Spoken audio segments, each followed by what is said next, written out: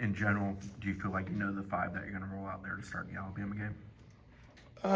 We're still in the process of sorting through a few things, but certainly those guys are starting. It's sorting itself out. So we're getting there. I feel good about the work the guys have put in. So, Liam? Getting Jacob Rizy back, obviously, later in the camp, but just seeing him and his progression, how has that been? yeah, he's a real dude. I've just been really pleased with him, not only from his playing standpoint, and we have him, doing multiple things. He's a guy that whatever you ask him to do, he's ready to do, and he's willing to do, and those guys are valuable. Had to overcome a little bit of an injury, and really proud of the rehab that he put in, the work he's put in to get to where he's at, and he's going to play a lot of football for us. So. Chris? Continuity, gelling wise, how has that group done? Obviously, the spring didn't really afford them a chance to be together a lot. I presume they've had a better run here in the sense of working together. Anytime that the guys can rep together as a unit, right? You need that communication. Starts with our centers. Really pleased with Luke. And I'll tell you, the young center that we got from Coco, Sandman Thompson, for a true freshman who wasn't here in the spring, got here in June or May, whatever. Just really ultra impressed with him too. But it starts with those guys.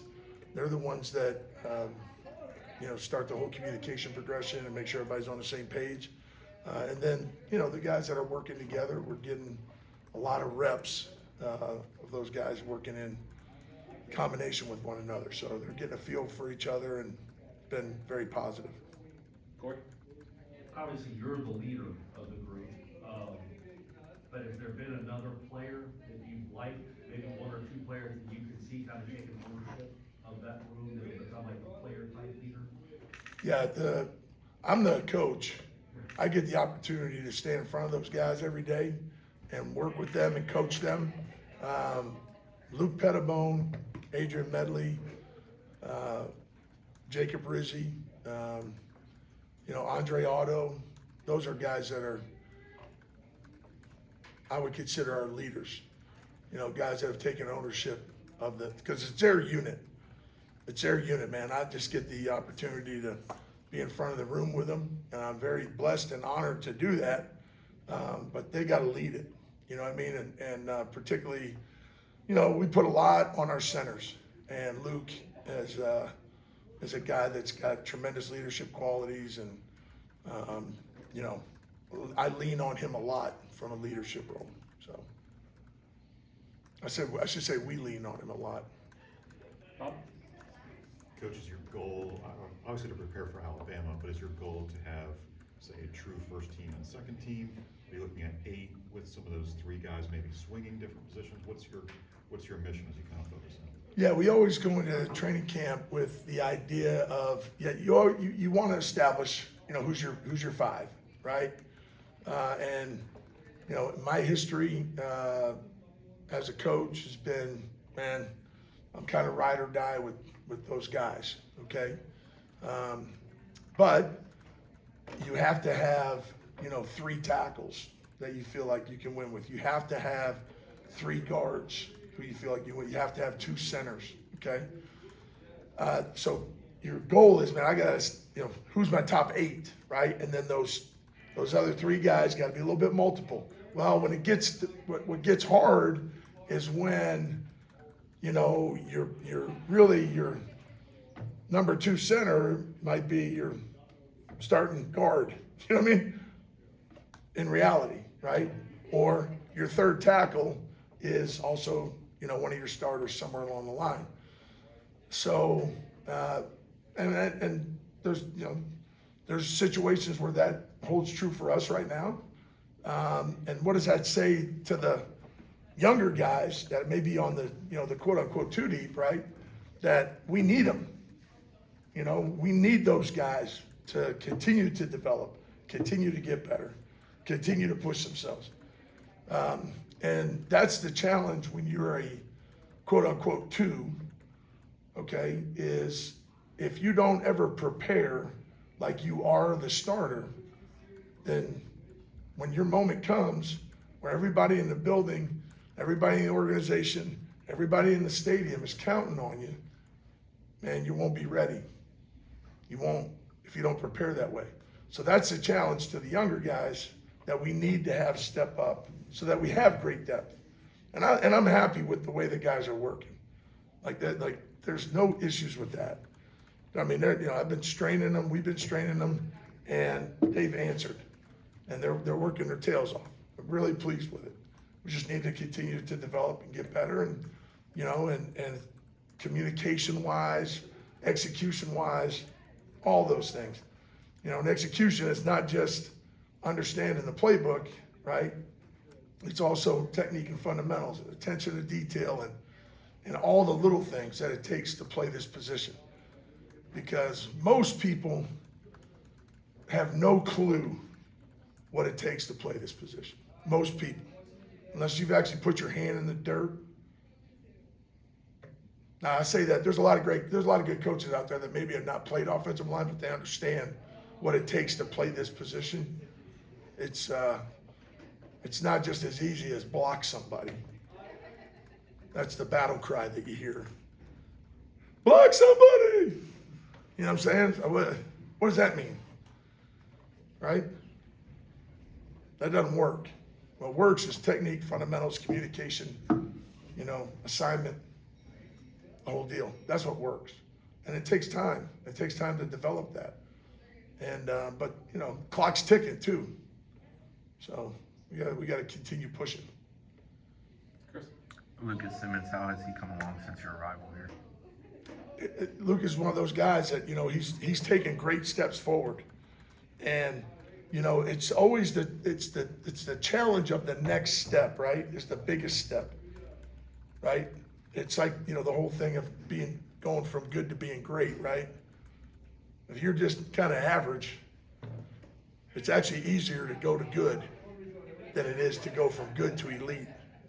That good to elite step, that's the biggest step that guys have to take. And, that's a challenge that a lot of young players have, but Lucas has made great strides. I talked to him coming off the field the other day, and Lucas is his own worst critic.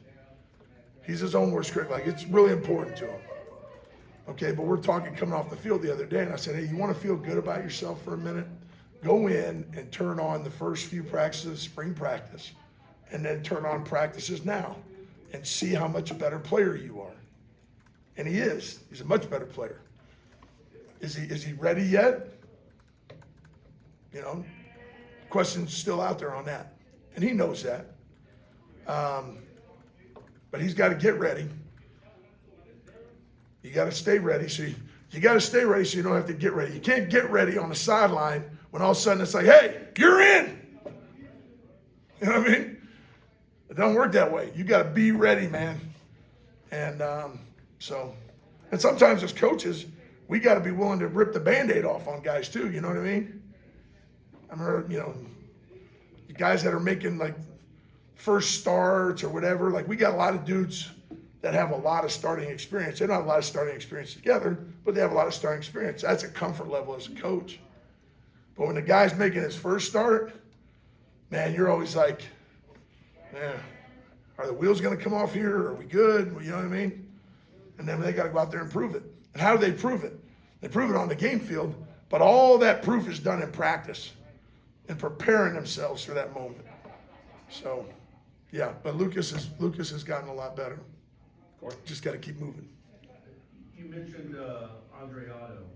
What have you seen from him? And you said he's developed into a leader. I assume that, well, I shouldn't put words in your mouth, but he's part of the 8-man guys, the 8 that you like right now. Yeah, he's in that mix. And but here's what Otto has a great spirit about him, of work, okay, of strain, of physicality. It's really ultra important to him. Okay. You know, but is he ready yet? You know? He's one of those dudes that you're like, okay.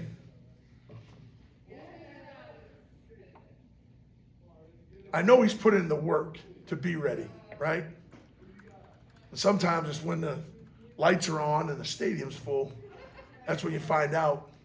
Because that's a different deal. It's a different deal when you're out there on game day. And, you know, so, but he certainly has put in tremendous work. He leads through his work ethic, really. You know, and he's got juice. He's got juice to him. He enjoys it. He comes to practice and he enjoys being at practice. That's a great quality. So. Liam?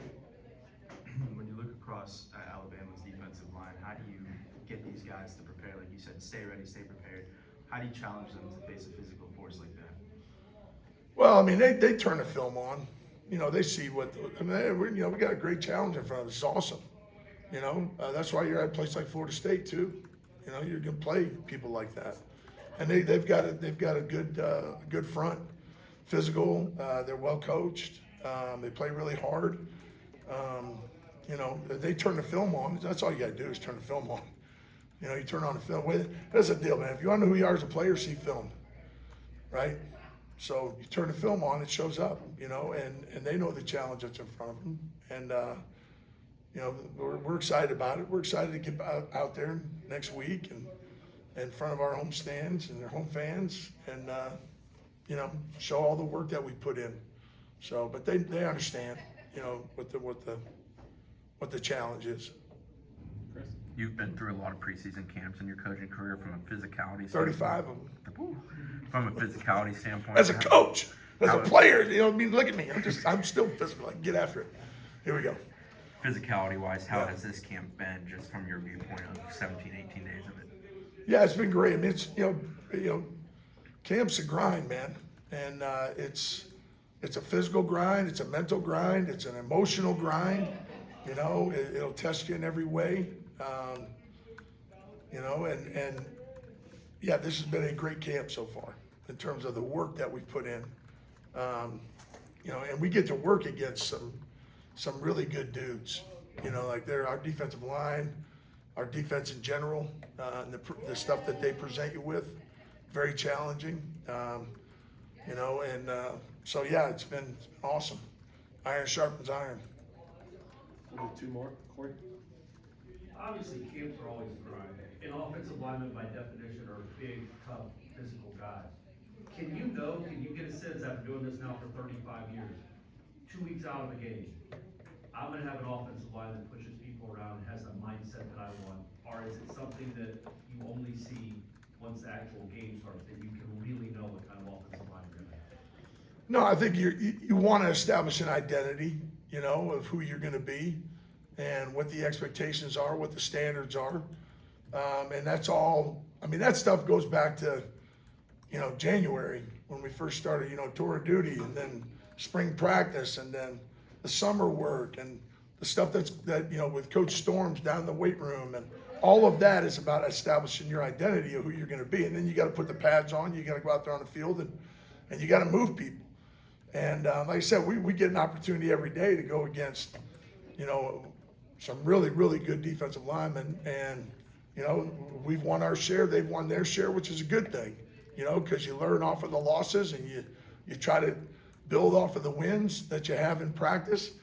I think that we're starting to establish an identity of who we are and what we want to be, which is to be physical up front. I think I said that from the beginning, that we want to be a hard-nosed, you know, physical offensive line that can come off the ball and strike people. And, you know, we're starting to establish that. And obviously, it's all that stuff is great. And then you got to do it on when the lights are on and when the stadium's full and when the crowd is screaming. You got to go out there and execute and perform at the level that you're capable of. And that's, you know, that's what's exciting about coaching and playing this game. You know, you get to do all that work in practice for very few opportunities during the season. And, you know, so we're excited about the first one for sure. We'll find out a lot about ourselves, but we feel we know a lot about ourselves already, but we'll find out when it's different colored jersey across from you.